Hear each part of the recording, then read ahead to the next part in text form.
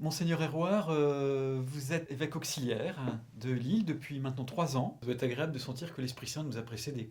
L'Esprit Saint est à l'œuvre là où on ne s'attend pas. Des gens qui ne sont pas, entre guillemets, programmés pour cela. Et on le voit par exemple avec les catéchumènes. C'est tout à fait quelque chose d'étonnant que de voir dans les itinéraires des gens, parfois des vies compliquées, parfois des vies un peu cabossées, de se dire que Dieu leur a parlé.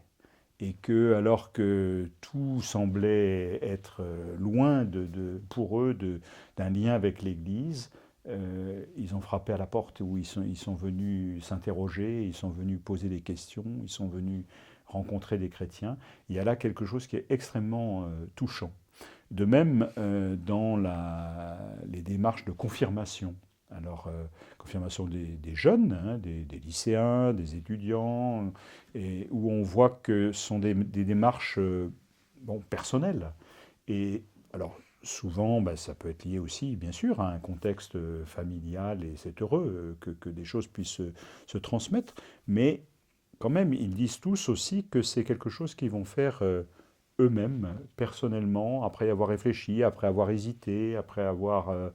voilà, justement pour que ce soit leur propre démarche. Et puis, vous avez aussi des gens qui n'ont pas du tout cet environnement chrétien à la base et qui, par une rencontre, par un événement aussi dans leur vie, un événement heureux, ou un événement heureux, ça peut être, ben, par exemple, la perspective d'un mariage.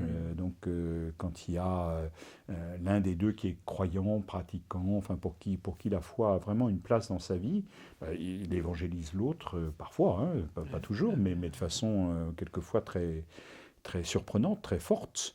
Une naissance aussi, s'émerveiller devant la vie qui naît, qu'on accueille.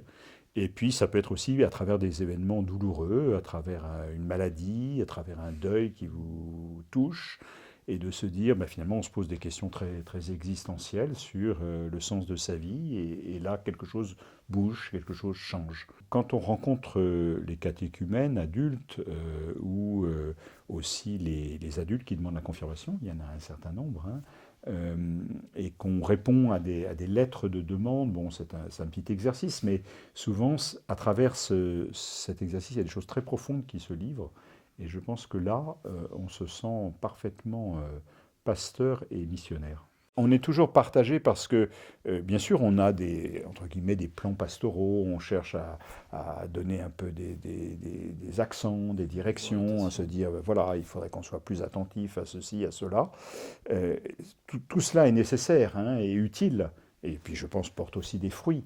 Mais en même temps, il faut le faire en sachant que ça ne nous appartient pas, hein. Et c'est toute à la fois la richesse et en même temps la difficulté du travail en Église, c'est-à-dire que il faut qu'on mette toutes nos forces, notre intelligence, notre créativité pour que l'Évangile soit annoncé, et en même temps se dire que bah, c'est pas nous qui faisons le travail, c'est Dieu qui agit, c'est l'Esprit qui est à l'œuvre.